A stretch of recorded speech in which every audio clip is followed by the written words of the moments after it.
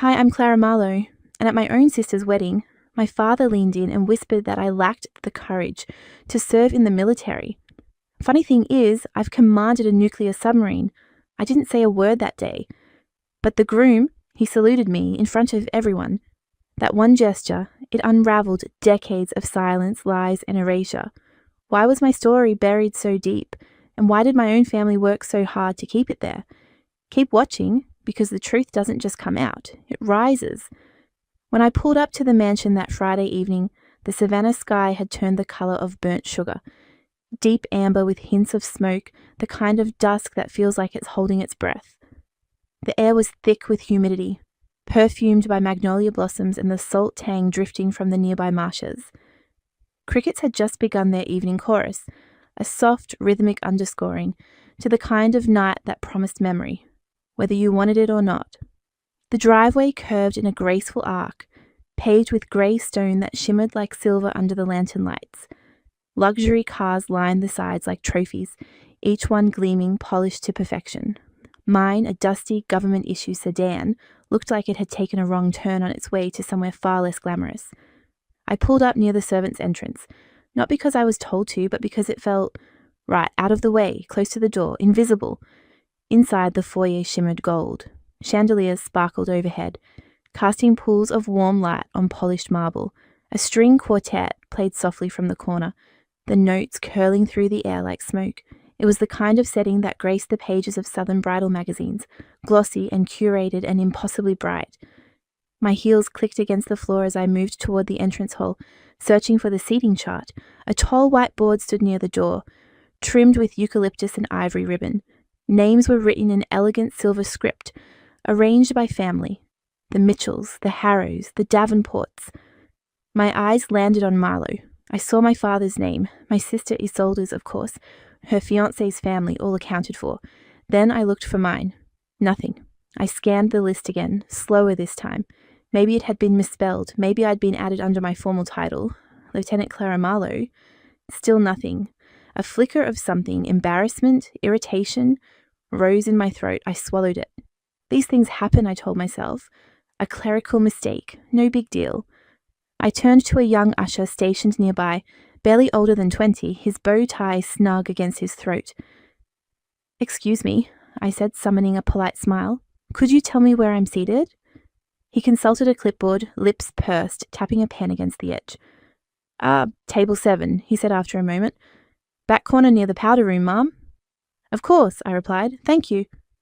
As I moved through the ballroom, every step felt deliberate, conscious. I passed table after table of familiar faces. Family, friends, distant cousins, neighbours from our old town. Their laughter spilled like champagne, golden and overflowing. I caught snippets of conversation. Engagement stories, vacation plans, someone's recent promotion. None of it was directed at me. At the centre of it all stood Isolde, radiant under the chandelier, like she was born for the spotlight.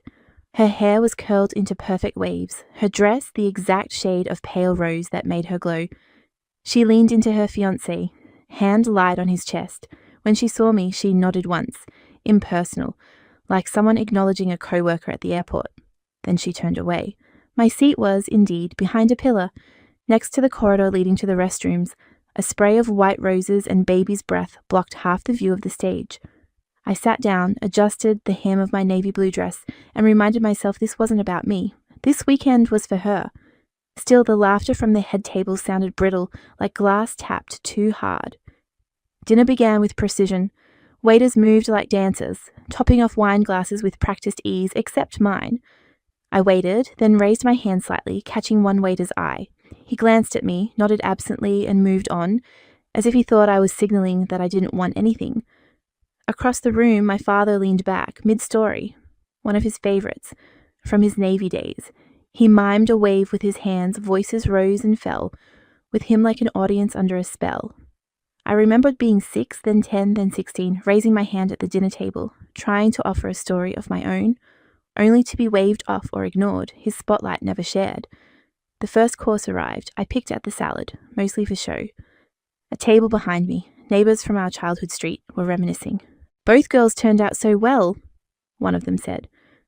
"Well, one's a star." came the reply, followed by laughter. The other? What is she doing again? Some desk job with the Navy? My fork froze mid-air.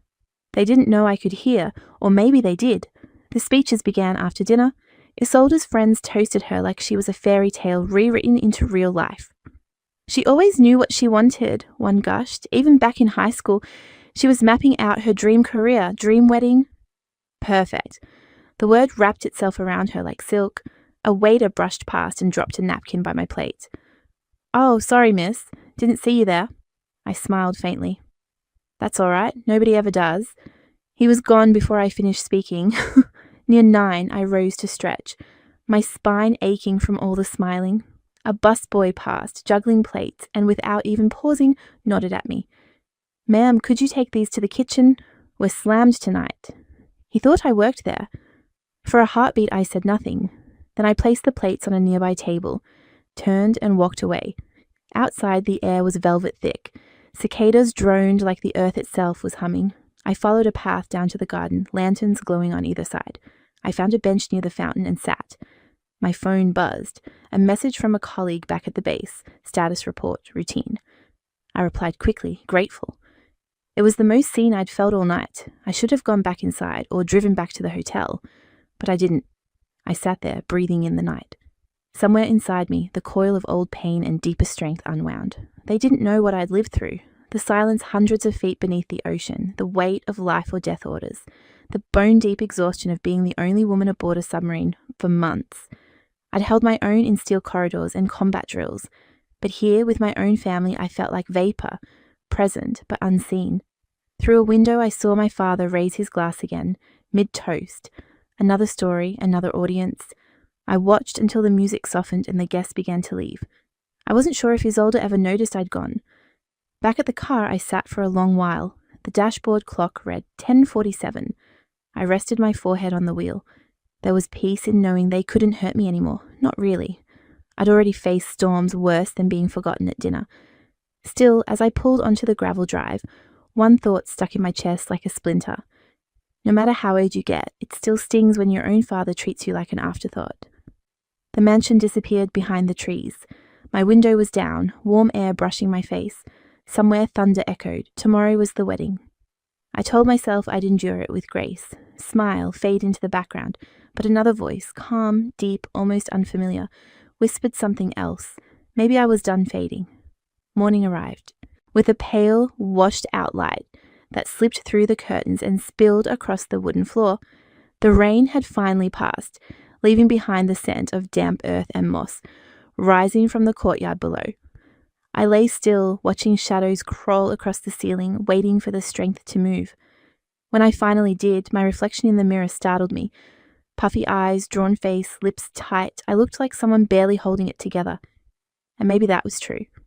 I made coffee in the small pot by the sink and let the first sip scald my tongue. The pain anchored me. I considered skipping the whole thing, telling them I was sick, inventing a flight I had to catch. But then I heard my father's voice in my mind, that casual dismissal I knew so well. Figures. She never could handle much. So I went.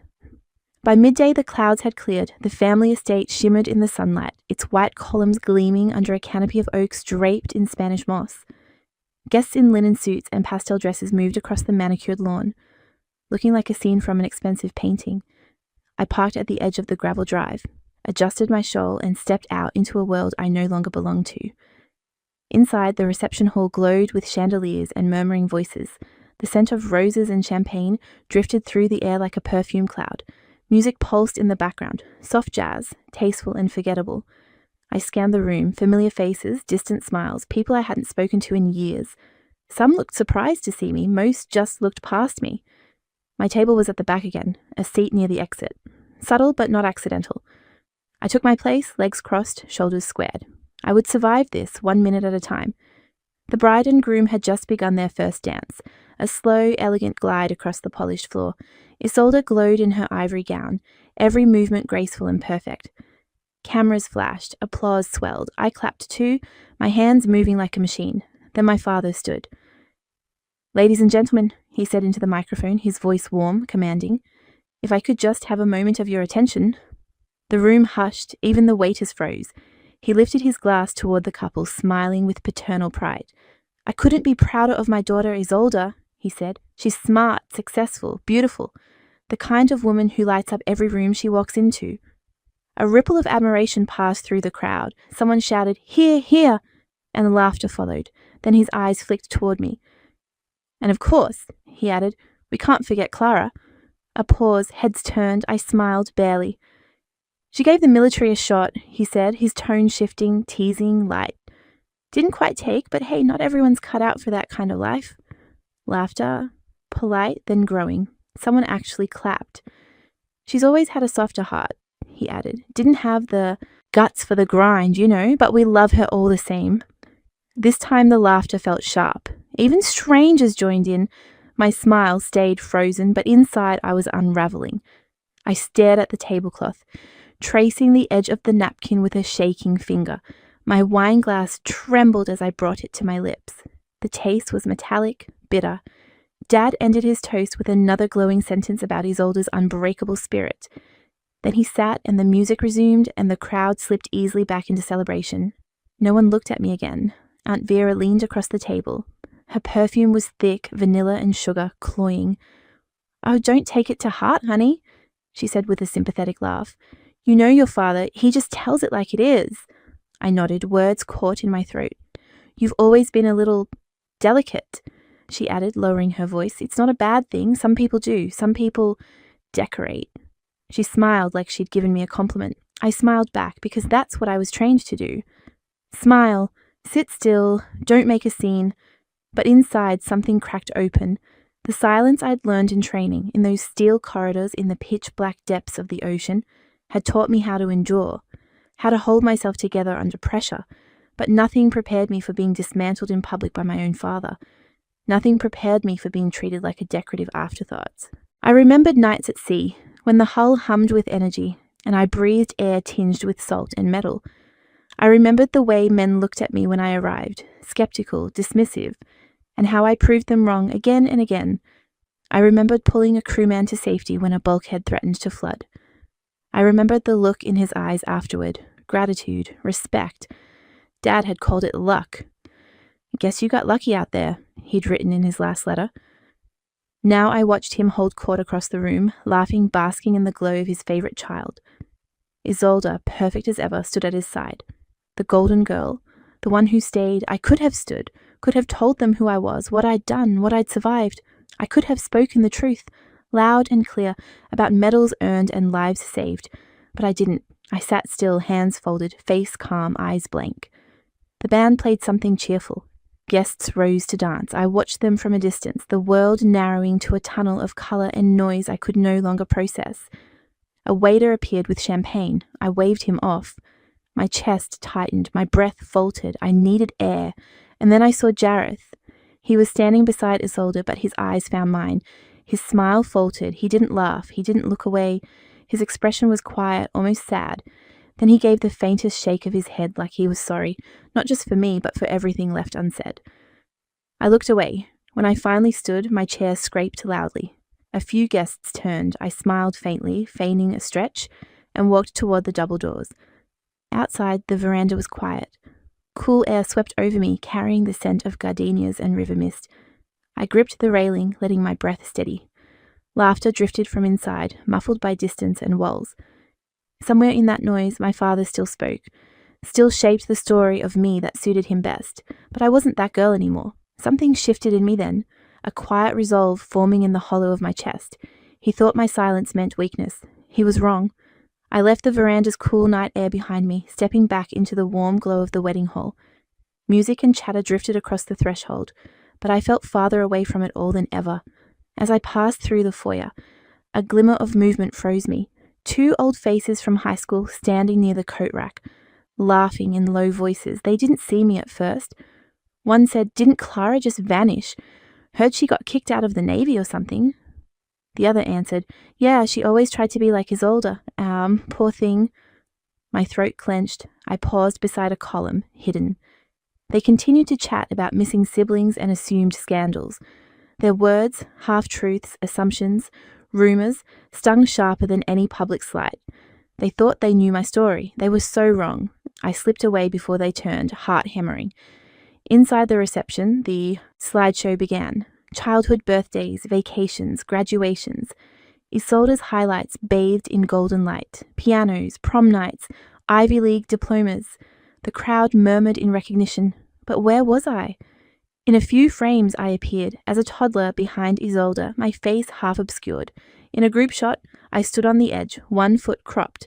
Isolde towered beside me, center stage. Someone whispered, "Where's Clara?" Dad chuckled behind me. "She was always camera shy," he said, glass raised. The room laughed. I felt my heart tighten into a fist.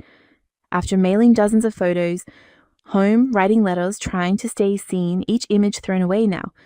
The humiliation there was quiet, but absolute. I blinked back memories I'd buried. Girls in high school asking me why I was late yet again. My father's disappointed sigh when I told him I wanted to try ROTC. The day I graduated from officer training, walking the stage with 2 empty seats in the audience, and the last deployment, the darkness, the hum of engines deep beneath the waves, the weight of silence that followed. Each memory tasted like regret now, as though they had been mine and yet nothing but shadows in everyone else's story. I forced myself to take a breath. Steady. I rose from my seat and walked toward the edge of the ballroom, where the curtains parted to the veranda. I paused at the doorway, letting warmth and noise wash across me, reminding me what side of existence I was on. Jareth stood just outside, backlit by lantern light. He looked at me, not curious, not pitying, just attentive. His jaw was set, arms loose at his sides. He didn't smile. He didn't turn away. He simply acknowledged me. His eyes held something like apology or perhaps respect. A pause stretched between us, heavy and full. Then the screen inside changed. The final slide appeared, but still no image of me. I swallowed a silent fury. I stepped back inside, closing the curtains behind me. The room felt smaller now, colder. I walked to the refreshment table and poured a glass of water. My hands trembled, tasteless.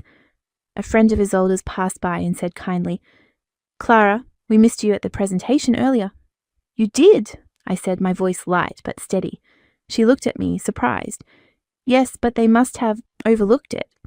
I nodded with a small smile. "That's okay." Inside I bubbled like water close to boiling, but I stayed calm on the surface. I glanced toward Dad's table where he sat between Vera and Isolde, nodding and laughing. Behind them, the slideshow ended with a picture of the family in front of the old farmhouse, minus me. My breath caught. I remembered that farmhouse, my first bedroom, my mother's garden, the night I cried alone after arguments I couldn't change. It felt like a lifetime ago. Now everyone else's history was framed and displayed, and mine was missing still. I drank the water down in one swallow, then set the glass on the table and walked away. I passed the guests, the staff, the laughter again. I walked back toward the veranda, stepping lightly over shadows and echoes of conversations. Outside, the sky had deepened. Fireflies glowed near the path.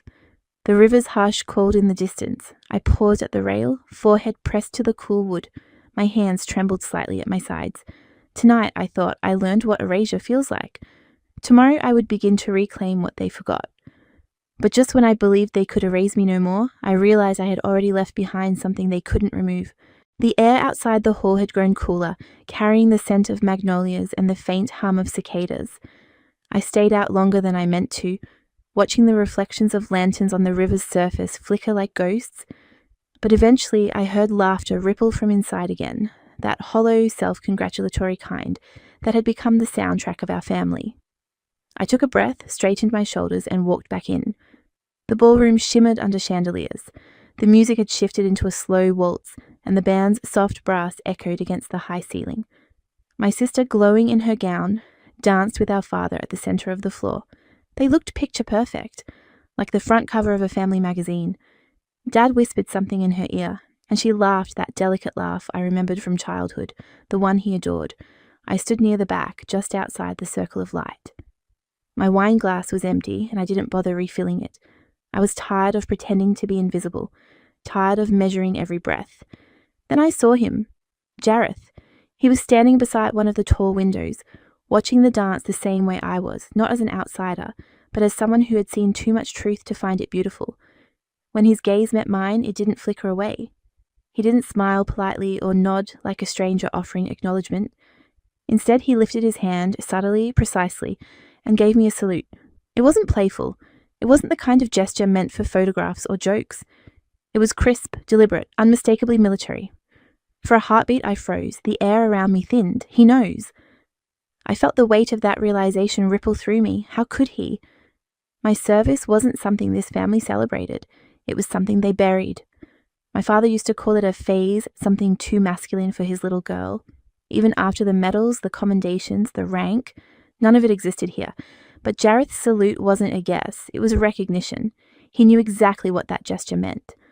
My pulse steadied. I gave a small nod in return, almost imperceptible. But between two people who'd lived under command, it was enough. For the first time all evening, I felt seen, not pitied, not dismissed, seen. I turned away before anyone else could notice. Near the coat check, I found my clutch and slipped my fingers around the envelope inside.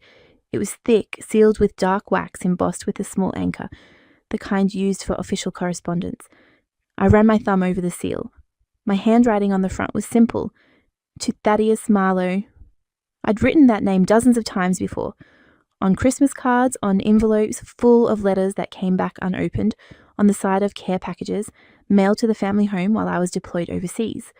But this one wasn't a message. It was a ledger. Inside was every invoice, every receipt, every dollar I had quietly covered for this wedding. The venue deposit, the catering, the dress, the floral design, even the live band now filling the room with swing music.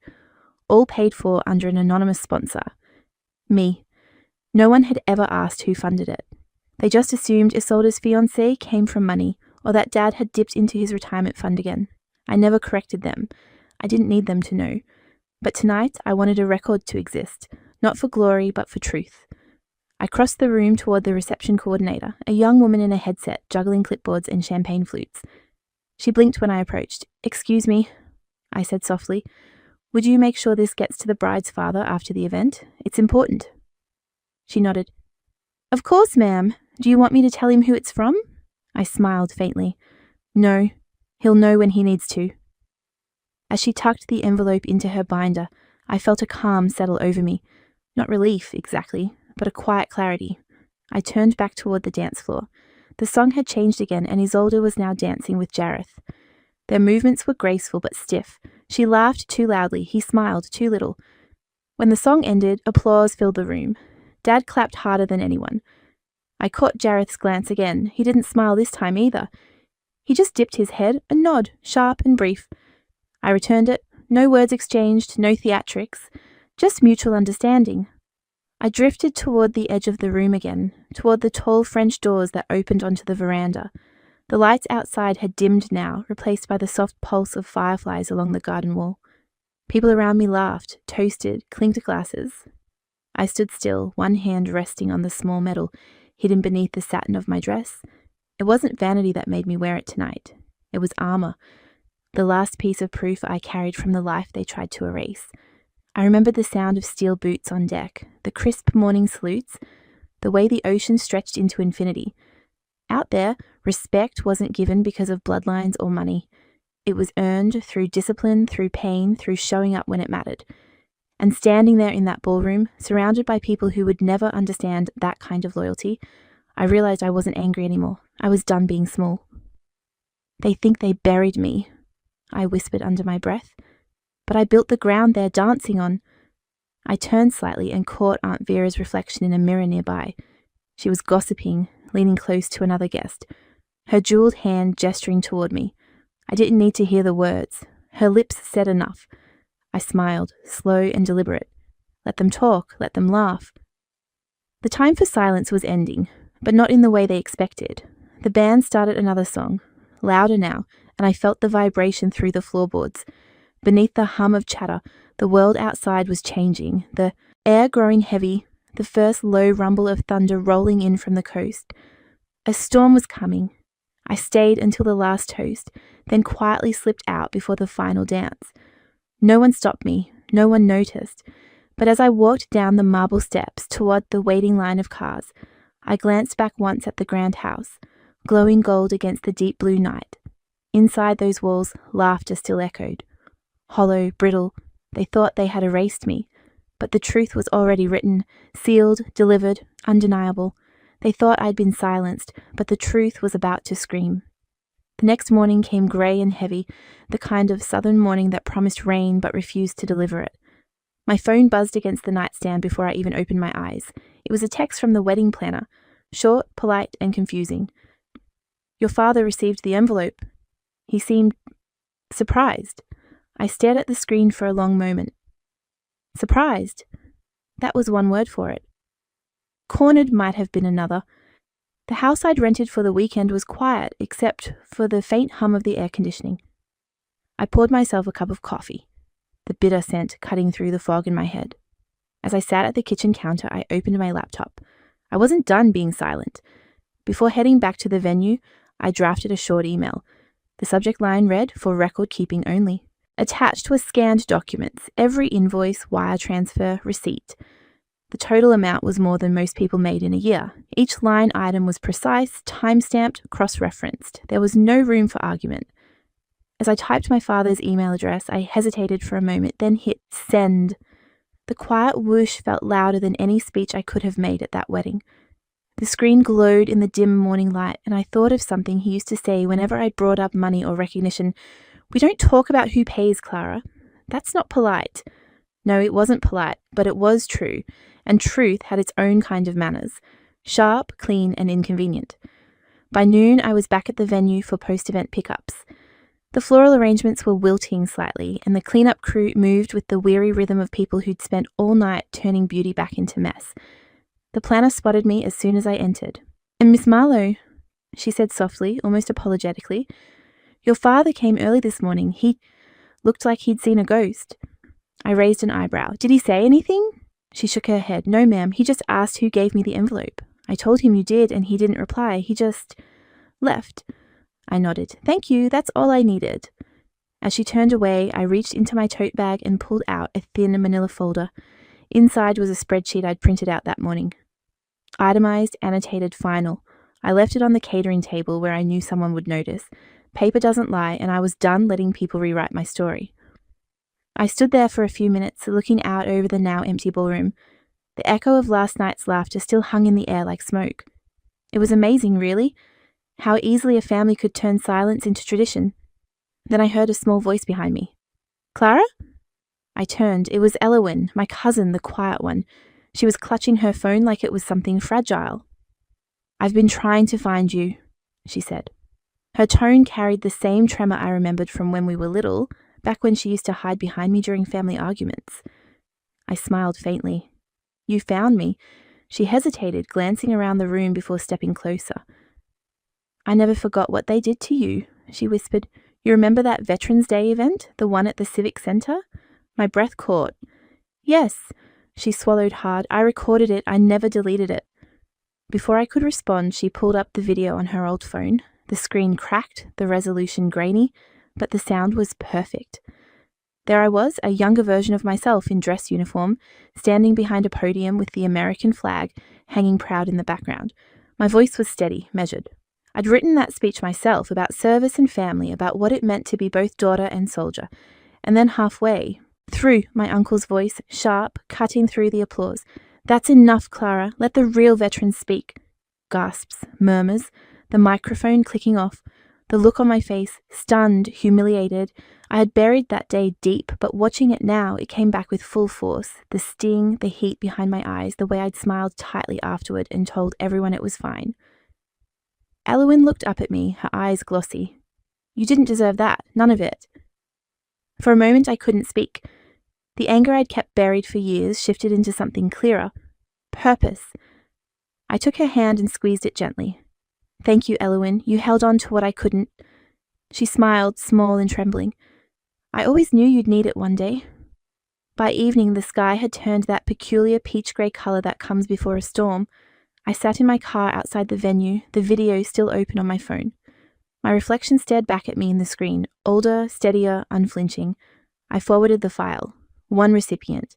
To Jareth Cole. Subject for your eyes, only attachment. IMG 0137.mov message. You deserve to know who you married into. I hit send. Then I leaned back in my seat, exhaling slowly. I didn't have to shout anymore. The truth had its own way of being loud. An hour later, my phone buzzed again, a notification from an unknown account. Someone had posted a photo, the one from last night, Jareth's salute across the dance floor.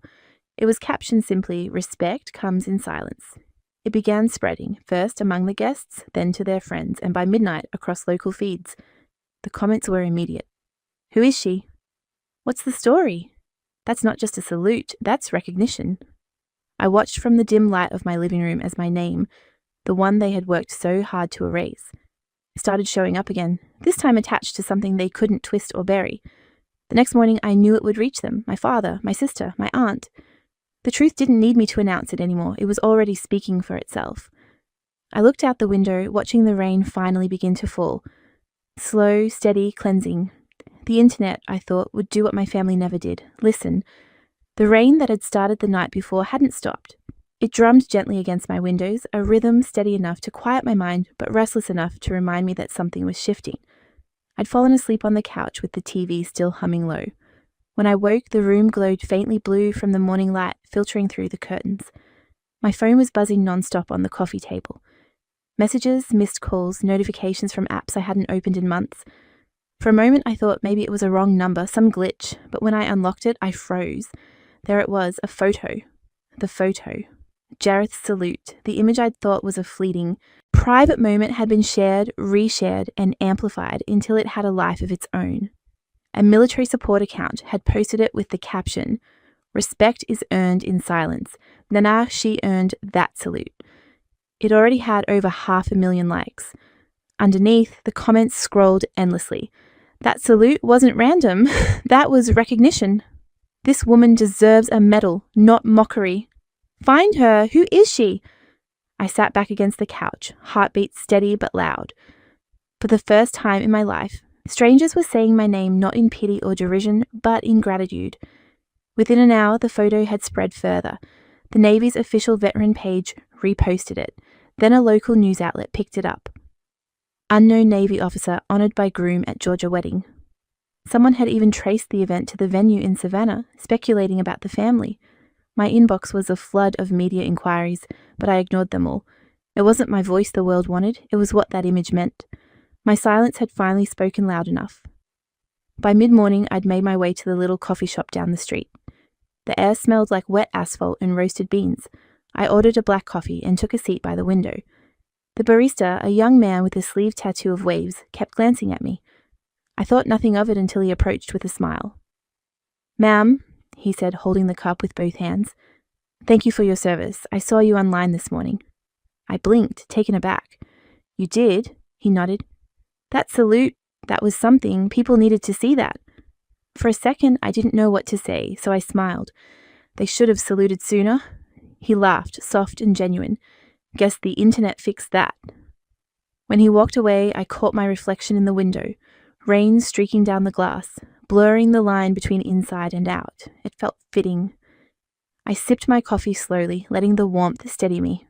For so long I had fought to prove my worth in private.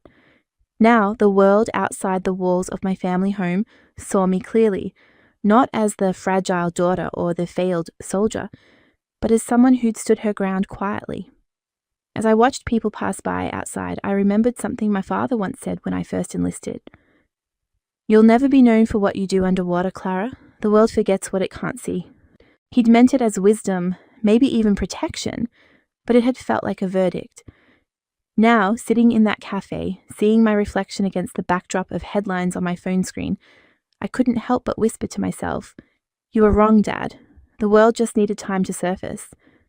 My phone buzzed again, this time a flood of messages from an old Navy friend, from reporters, from women I'd trained with years ago. Words like proud, thank you, finally filled my screen, but amid all of it there was one message that made my hands still. "Isolde, take it down. This is humiliating." I let out a quiet breath and stared at her words for a long time. The irony was almost poetic. "Dad, missed call. Dad, missed call. Dad, call me immediately." The third came minutes after the second. He never left voicemails. He didn't need to. His silence was command enough. But this time I didn't obey. Instead, I set the phone down and stared at the rain again. The world had changed overnight, and he still thought he could control the story. Then another notification lit the screen, one name I hadn't expected to see. Jareth. The message was short. Let them talk. I won't. That was it. 5 words, but they said more than any apology or defense could. I stared at that message until the letters blurred. Somewhere deep in my chest, a weight loosened.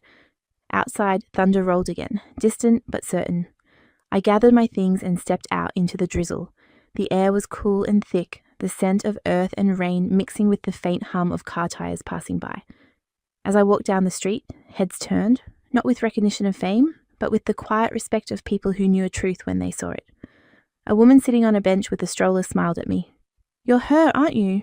I hesitated, then nodded. She smiled wider. "My brother served. He would have wanted to thank you." "Thank you," I said softly, "for remembering him." Her eyes glistened. "You reminded a lot of people what pride looks like again." I didn't know what to say, so I just nodded and kept walking, the sound of her words following me long after. By the time I reached my car, the rain had stopped. Puddles mirrored the sky, reflecting pale light through the clouds. I unlocked the door, slid inside, and sat there for a while, listening to the ticking sound of raindrops cooling on the hood. I wasn't angry anymore, not even at my father or Isolde. For the first time in my life, I realized I didn't need them to believe me. I didn't need to prove anything. The world had seen what mattered.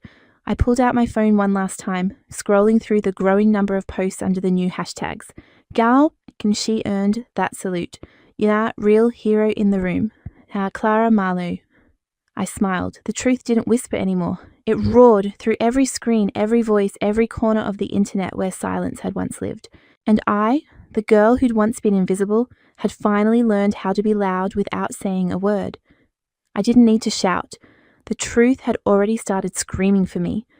By morning, the rain had lifted, leaving only a faint trace of its presence in the dewy grass and the glistening edges of window panes. The sky was a sharp, almost defiant blue, cloudless and clean, but inside the hotel's glass conservatory, the storm hadn't really left. It had only changed to shape. Sunlight poured in, spilling across white linens, bouncing off crystal, and catching the edges of half-wilted roses still standing from last night's rehearsal dinner. The space was beautiful, pristine, but the atmosphere was brittle, tight with tension as if one wrong move could shatter everything. Brunch had already begun when I arrived, not drastically late, just enough to be noticed, enough to cause a ripple of silence that spread out like concentric rings in a still pond. Conversations paused mid-sentence. Eyes flicked to me, assessing, cataloguing. My name drifted across the space like a leaf on wind. Clara. Whispered but pointed, curious, sharpened with judgment. I didn't rush. I moved with calm precision, deliberate grace, I suppose. My heels clicked softly against the marble as I made my way to the buffet. Each step felt like a statement. Not defiance, not pride, just clarity. I poured myself a cup of black coffee and took a sip. It was strong, bitter, grounding.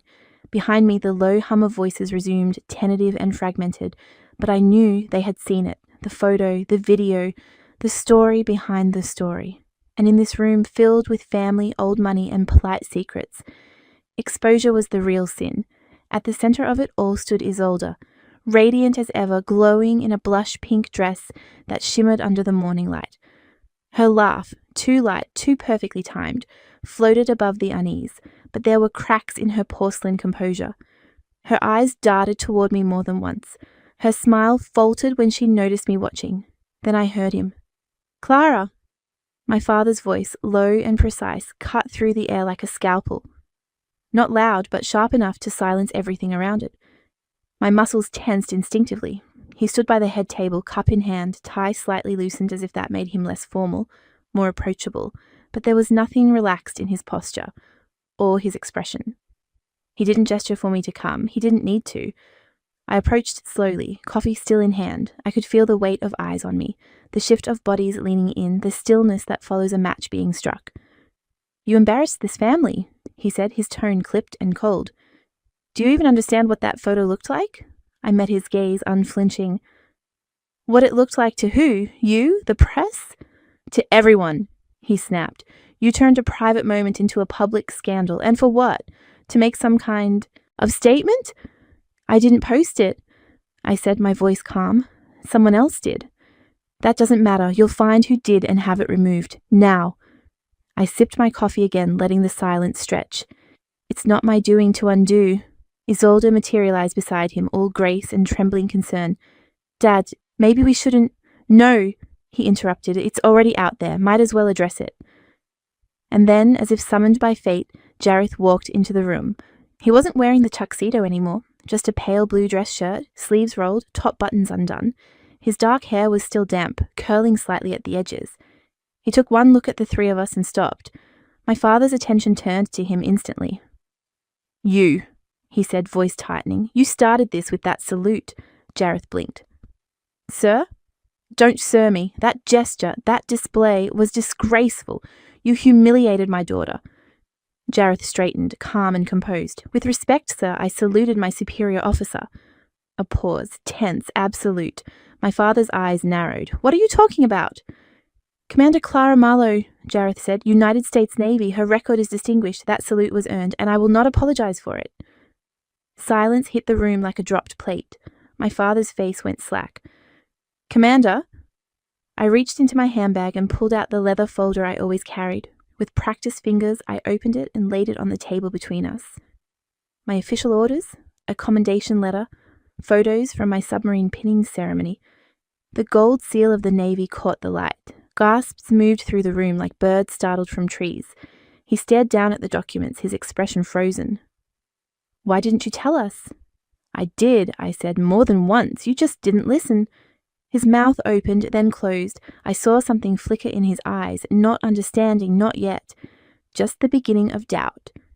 Aunt Vera, perched at a nearby table, muttered, Well, this is awkward. I turned toward her, unblinking. You mean like the years I helped pay for Isolde's college while you all told people I was finding myself? On a gap year? She flushed. Silence answered. In the back of the room, Eloise stood, arms crossed, watching. Her expression had shifted, not to surprise or discomfort, but to something quieter, something like respect. I gathered the folder's contents slowly, neatly. I didn't come here for a scene, I said. I came to stop being erased. My father's hand trembled slightly. His voice was quieter now. Clara, I just didn't understand.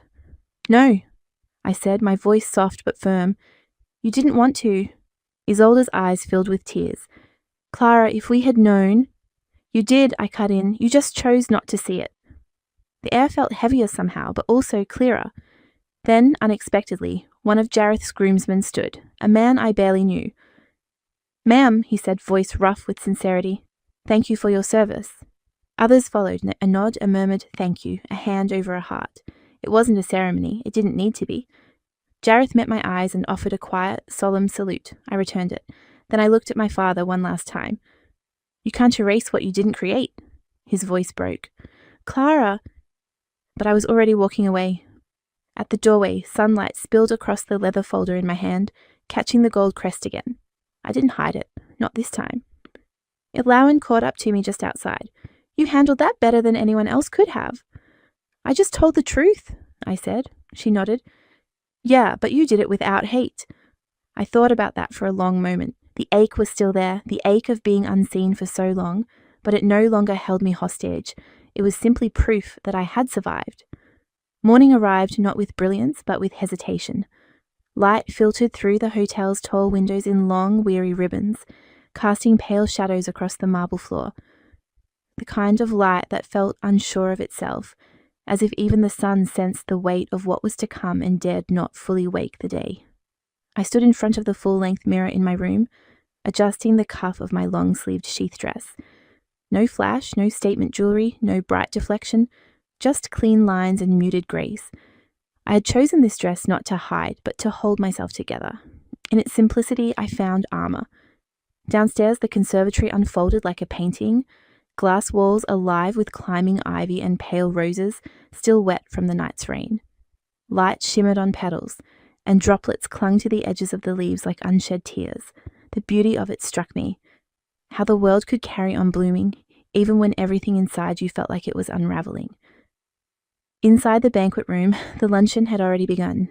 Tables glittered with polished cutlery, chilled flutes of Prosecco, and delicate place cards with names I once tried so hard to impress.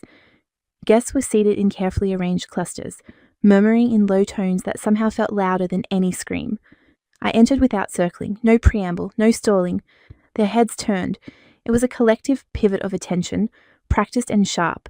Whispers fluttered like moths behind manicured hands. I passed by tables with plates of asparagus bundles and pale slices of salmon. The scent of dill and lemon lingered in the air, too elegant for the rising tension that vibrated beneath it all. At the head table, my family waited like a tableau, posed but trembling beneath the surface. Dad sat stiffly, his posture military straight. Vera clutched his arm with a vice-like grip that disguised itself as affection. And Isolde, the ever-poised, ever-perfect daughter, sat with a folded napkin clenched in her lap.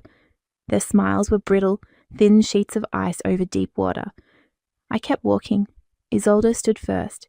Her voice was the ghost of a plan unraveling. Clara.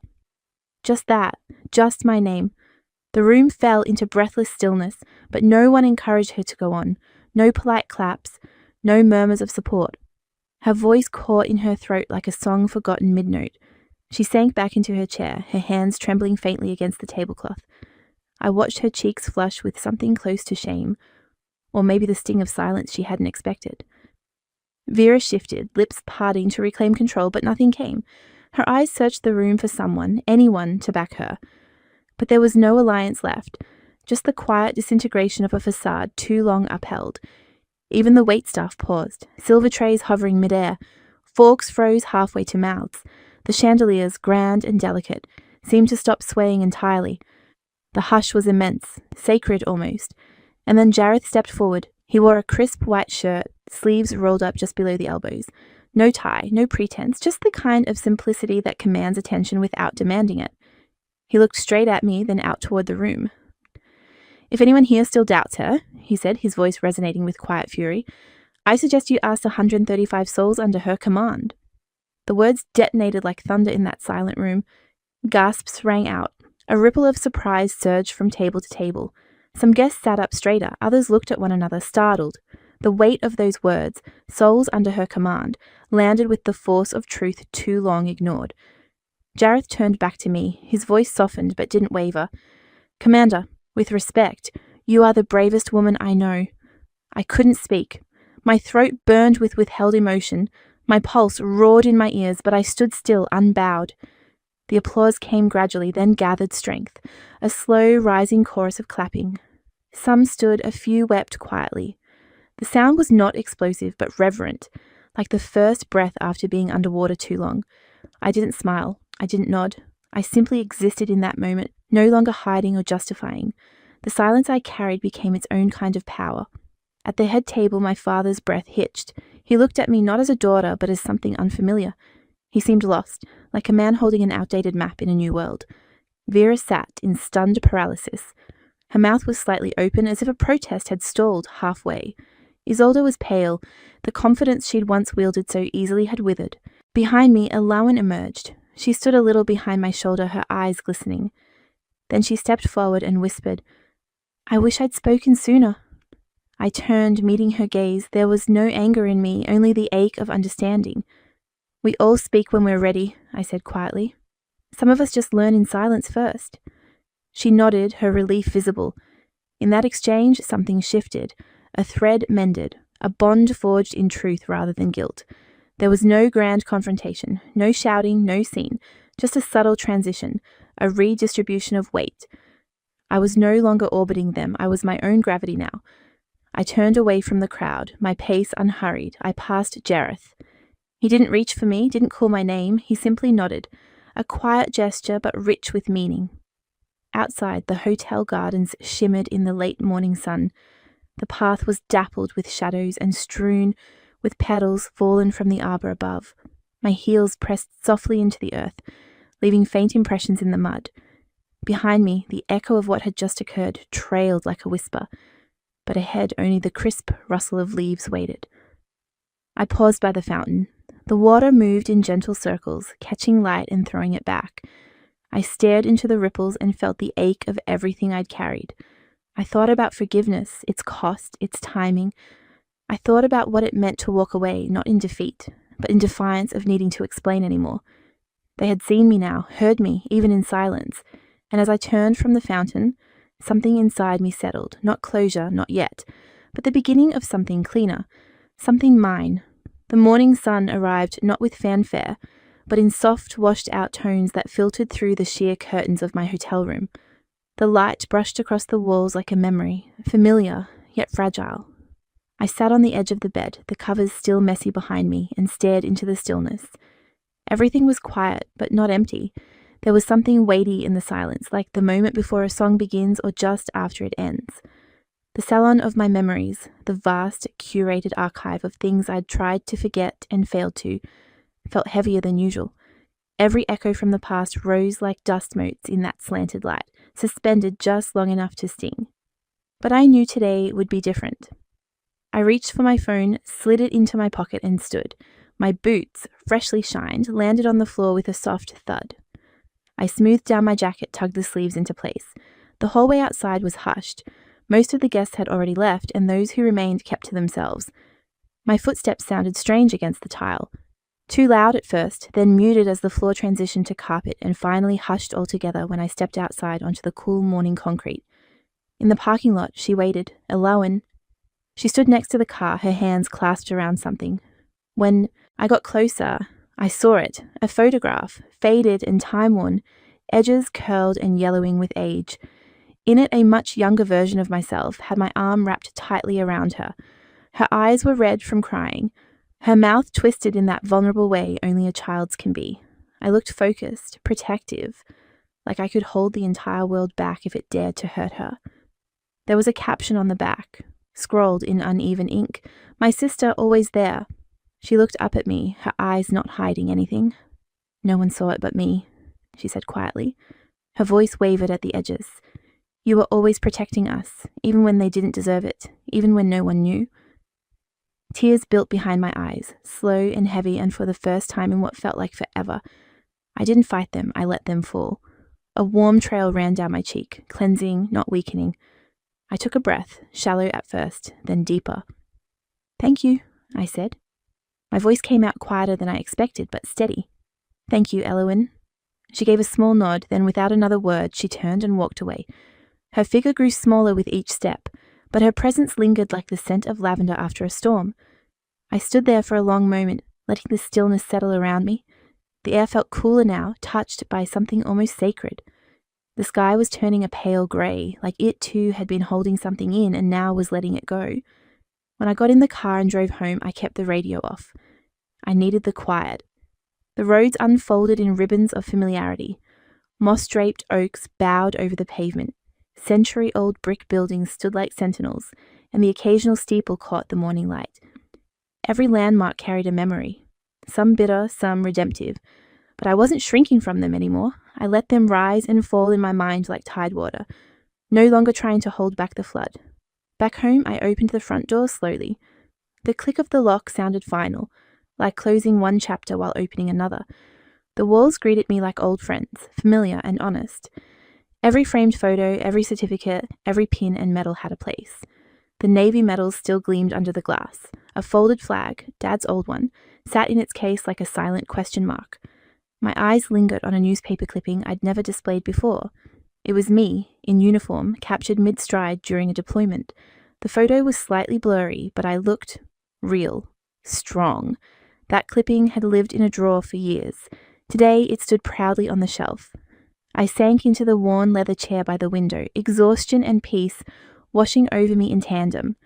The room was dim, filtered light stretching across the wood floor. I felt the bruises still inside my chest, old wounds no applause could mend. But I also felt something steadier, something grounded. Then the buzz. My phone lit up, a voicemail notification. From Dad. I stared at the screen for a few seconds, longer than I needed to. My thumb hovered, then pressed play. His voice came through, brittle and raw. "Clara, I've been thinking all night. I was wrong. I'm sorry. If it's not too late, I'd like to come to your promotion ceremony. I understand if you don't want me there, but I'd like the chance." I sat very still, letting his words echo. The same man who once said my job was just paper pushing in uniform, who joked that the real heroes were the men on the front, now asking to be part of the moment he'd dismissed for years. I didn't feel vindictive. I didn't want revenge. But I knew I had to set a line. I typed a reply. "You can come, but don't expect a front row seat. and I meant it. I set the phone aside, not out of anger, but with clarity. It wasn't punishment, it was a boundary. And boundaries are a form of love too, just not the kind people are always ready for. I walked to my desk and pulled out the 2 items waiting there. The photograph Aloan had given me, and the folder I'd shown them all at brunch. Together they told a story I'd spent years suppressing and finally letting breathe. I ran my fingers across the photo's worn edges, then opened the folder one last time, and then I found the blank sheet of stationery. Something in me moved. I picked up a pen and wrote slowly, with certainty. Don't fight to be seen. Just be so solid they can't look away. I folded the note in thirds and placed it gently into the drawer of my nightstand. It didn't need to be on display. I knew where it lived. Outside, twilight was blooming. The sky ran with streaks of orange, steel, and lavender. I closed my eyes and imagined it. The stage, my uniform crisp under the lights.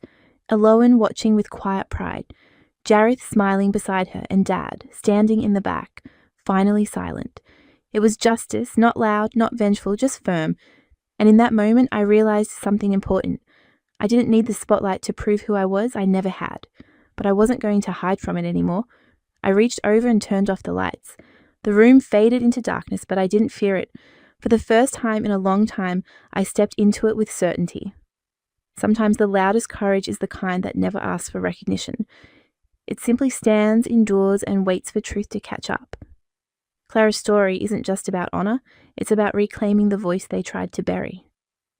Have you ever stayed quiet for the sake of peace, only to realize silence came at the cost of your truth? If this story moved you, share your thoughts in the comments.